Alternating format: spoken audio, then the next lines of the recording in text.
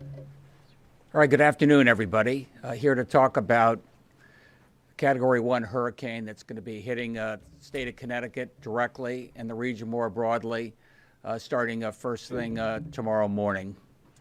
It's called Hurricane Henri, Category 1. I don't think the name Henri or Category 1 do justice to the severity of what this storm could represent. Brenda just reminded me that Superstorm Sandy was not even a Category 1 hurricane, and look what that exacted on our state and our region. This is particularly severe because it's going to be 8+ inches of rainfall on top of tons of rainfall that we've had over the last week. And that means our ground is saturated. That means our ground sitting on top of non-porous ledge is like a sponge, and there's no more absorbent, and that leads to flooding. You combine that with the fact that we're going to have an astronomical tide. I mean astronomical in the sense that we have a very full moon, the highest tides you can have.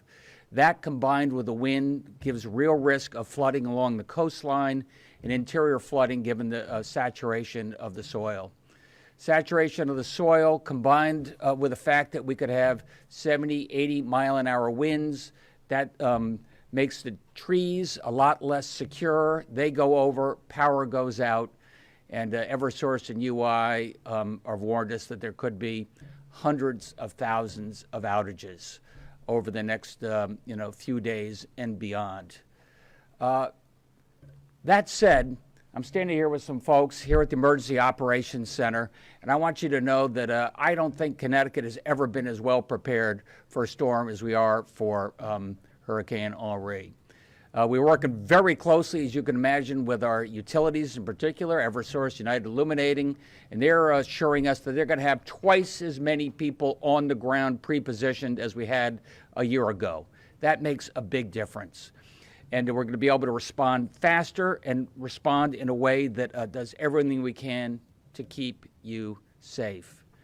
The other thing we've worked on very closely with the utilities as well as the telecom companies, and if you go back here at the Emergency Operations Center, the big round table with the boards in front, we've had all the commissioners, that's DOT, Transportation, DEEP. We've got General Yvonne representing the Guard. We've got 200 Guard who have been activated, doing everything we can to make sure the lines of communication are clear. I do not want any confusion in terms of what's going on out there. You'll be able to call at any time you want 211, our emergency line, or even better, go to the online 211.org, and you'll be able to get the current information, what's happening. They are plugged into each of our regional operations centers, so they'll be able to tell you by region exactly what is being remedied and how fast it can be remedied.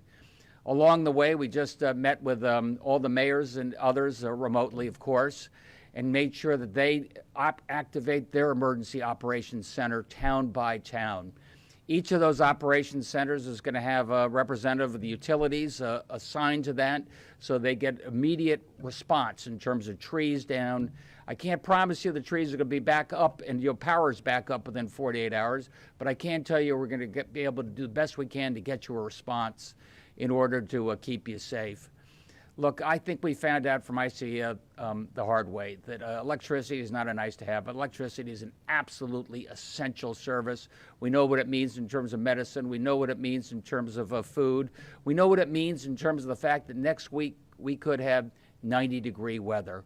We're tracking very closely those most at risk, including, for example, our nursing homes. Making sure that if they're right in the eye of the storm, if they have to evacuate, we know where they can be evacuated to. Making sure that we have the standby power so we can keep the cooling centers available and we can keep people safe. I just urge you on a personal note, as I've said before, two things.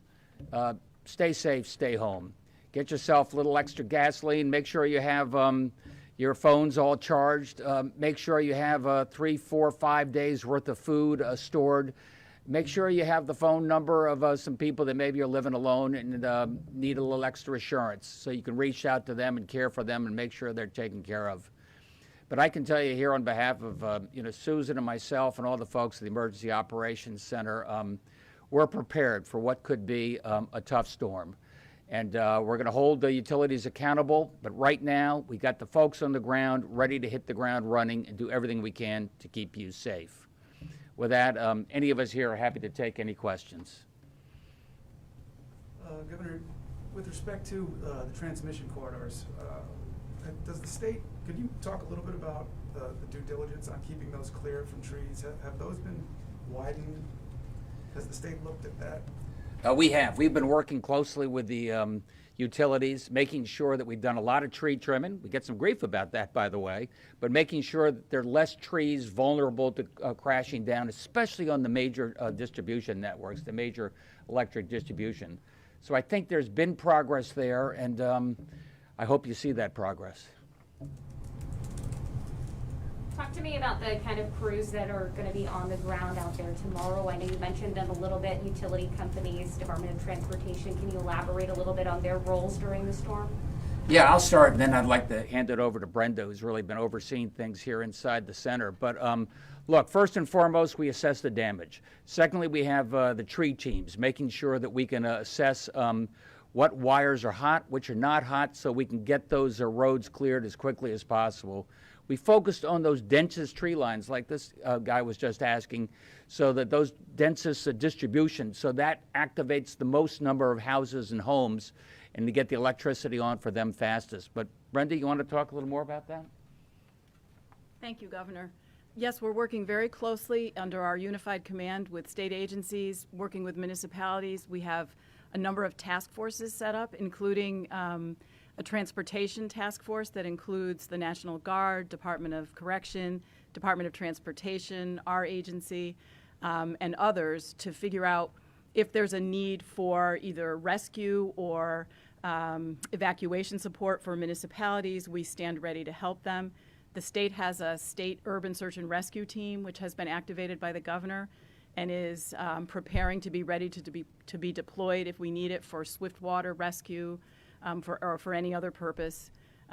We continue to have, we work under what's called the state response framework, and we have emergency support functions, which is basically everybody working together to complete a mission. And so we have many, many different organizations, both public sector and private sector, working together to help to answer any requests that come in from municipalities. And we work through a regional process where we have 5 regional coordinators, and all the requests can come in through them and then be posted here so that we can find the appropriate resource to help them.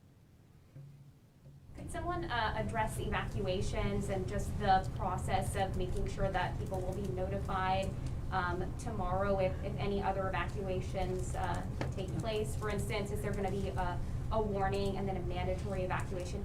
Just tell us a little bit about that so people can be prepared. Absolutely. So first of all, the municipalities that have traditionally evacuation zones, flood evacuation zones, there are flood maps that are posted on our websites, and the towns have them.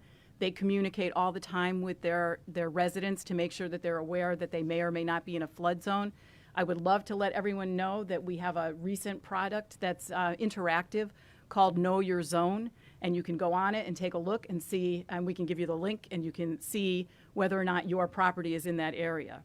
What happens is each town has an emergency management director, and the emergency management director is working with the other municipal officials to make sure that they get the proper locations evacuated if needed. The tendency to need mandatory evacuations at the local level is rare. People are usually very responsive. They're aware of whether or not they're in a flood zone. We stand ready as a state to assist if a municipality is overwhelmed with the needs that they have as they do their evacuations. We send out with the weather what's called a Hurricane, which is, it shows you when the appropriate times are, the time span to start evacuations, when you need to stop because the storm is coming. And so we continue to update that and get it to the towns so they can make sure that evacuations take place during the day and long before everything has to be buttoned down while we wait for the storm. You're welcome. We've had very close coordination with our federal partners. I just got off the phone, like I said, with President Biden. We have our regional FEMA representative. Anything you'd like to add that you can say in terms of the region? Thank you, Governor. FEMA is here to support the governor and all the state of Connecticut's needs. We've actually been here for well over a year and a half now. We embed a liaison officer with the state's EOC, Justin Ratti, who helps us coordinate any and all needs, not just for the COVID disaster. I was here last year. I want to reiterate what the governor said. This is a hurricane, but even Tropical Storm Isaias last year took out 750,000 power to folks in the state of Connecticut. I was here for that disaster as well, helping the state with the needs there. We have the Army Corps of Engineers is on standby with generators en route and being pre-positioned, as well as supplies necessary as the state would request them. FEMA's role during a disaster is to support the governor and his top priorities, and we're here to support like we have been for the last year and a half with COVID and Tropical Storm Isaias. Thank you. Anybody else like to add anything? Susan, you want to say anything in conclusion? Well, I just want to say, because I know that a lot of people are wondering, is Eversource prepared? And they've told us that they have 1,471 restoration crews on standby, 506 tree crews, and 600 damage assessors, and they've requested more than that because of the severity of this. So we do want people to know that our utilities seem to be better prepared this time. Who's responsible for, connecting with the disability community or the elderly? Is that handled at the local level? Want to take that right now?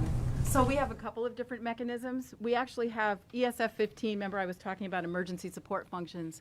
We have an ESF 15 diverse communities group, and when we have a press release go out or something else go out, we send it to that group, and the group then gets it out to their communities. So we continue to always encourage other groups to join that communications flow, so we can make sure that all the messages get out in the appropriate languages through the appropriate processes, depending on what the functional need is.